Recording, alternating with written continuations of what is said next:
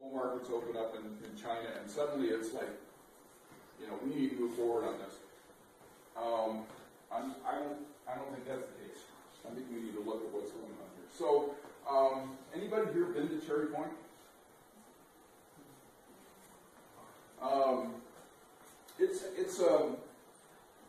It's an impacted area, but it's also a special ecological area. And the impacts that could happen up there, wetland loss, we talked about that, 162 acres that we're concerned about. They're also going to alter 2 miles of waterways to construct their site. Coal dust dropping off ships.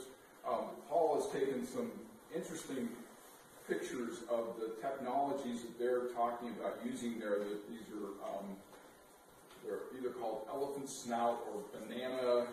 What are they? Yeah, banana snout. Everybody's got a clever name for this long tube that goes into a hole. These ships are, I can't even describe how massive they are.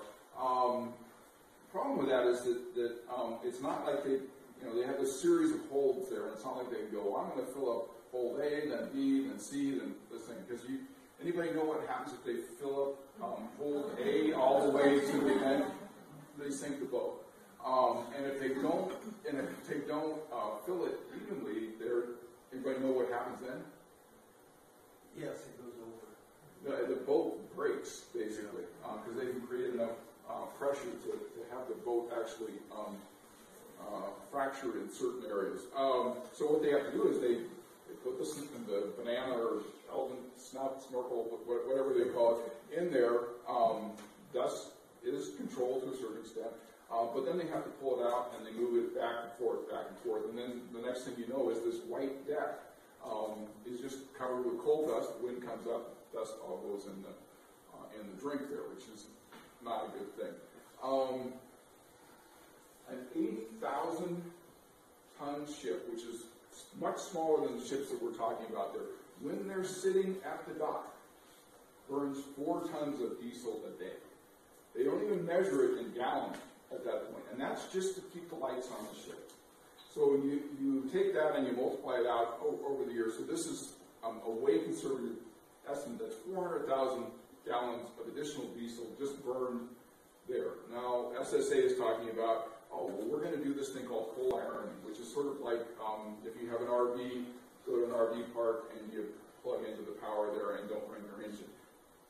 Problem is these bulkers are not equipped for coal ironing, and it's a $200,000 or $300,000 retrofit, and they're not signing up for that in droves at this point. The permit numbers, we were using a number in our presentations because we were looking at the largest ships that they could use, these Cape ships, and we came up with 217 ships a year coming in there. When you look at their permit, they're talking about 437 additional ships coming out of there at a time when we have high ship traffic coming down from Vancouver. The tar sand operations in Canada are beefing up, so we're about to have the most dangerous underpowered ships in the world filled with coal zipping through a corridor that's filled with oil tankers. I'm not thinking that's the best idea. Global impacts, which are important, 100 million metric tons of greenhouse gases, both from a climate change issue and an ocean acidification issue. If you go to Montana and Wyoming and look at some of these areas, or talk to ranchers, you talk to people around there, it's mind-boggling, the damage that's out there. They're actually making some progress. There's a lawsuit that just happened at this point, and the coal companies waltzed in and they said, well, we want to own this mine, and we want to build 120 miles of new track through this area. Sign us up. And the people went, no. We don't want to do it. We want you to fully examine all the environmental impacts of this thing. And the Ninth Circuit judge agreed with that, which I think is very, very promising. I mentioned the job creation in China. pretty massive. So what comes to you folks in terms of getting engaged in this and learning more is you want to keep what you got, or you want to go to the rural America gets screwed model. And I think, if I were living here, I would listen to what I have to say, and I'd listen to what they have to say, and I'd evaluate what's going on there and get engaged, because these are big issues, and they have the potential to impact your lives quite a bit. And then get involved. Write letters, talk to people, get out and get active on this. I think it's a very interesting time at this point. The companies are spending. I don't know if the ads get down here quite as much as they have been in Whatcom County. We just had a poll out there.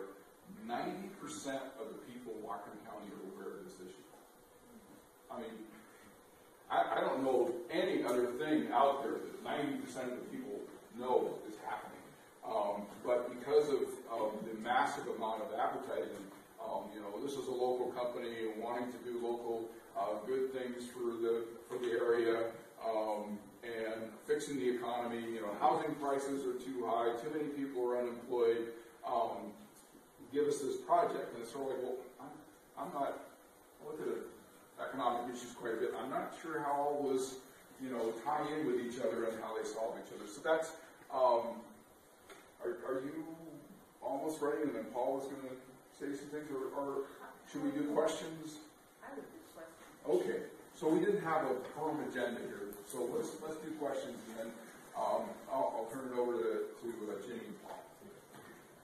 So any questions here?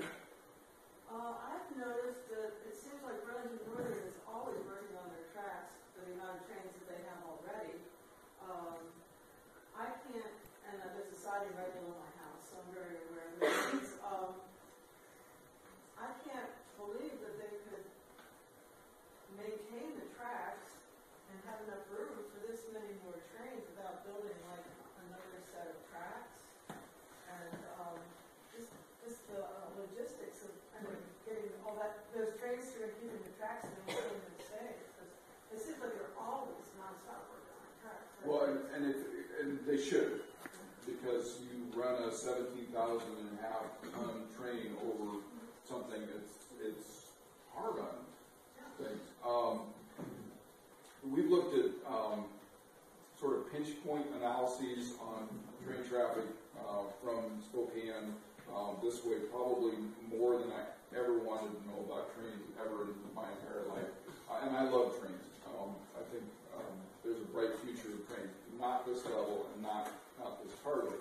This area doesn't seem to be a big pinch point as much as coming over the pass or certain areas in the Vancouver to Seattle corridor where they have more issues. But that's where it comes in with why don't we just invest another $500 million to ease those pinch points, and by the way, maybe we won't ship some stuff in containers and Amtrak will be held up, but this is more important. I don't know. I mean, they've been able to do this so many times, and it's really interesting to see people stand up and just say, no, this doesn't make sense, we don't want to do it. And I think the more people that do that, I think the more folks will have to listen. And we have some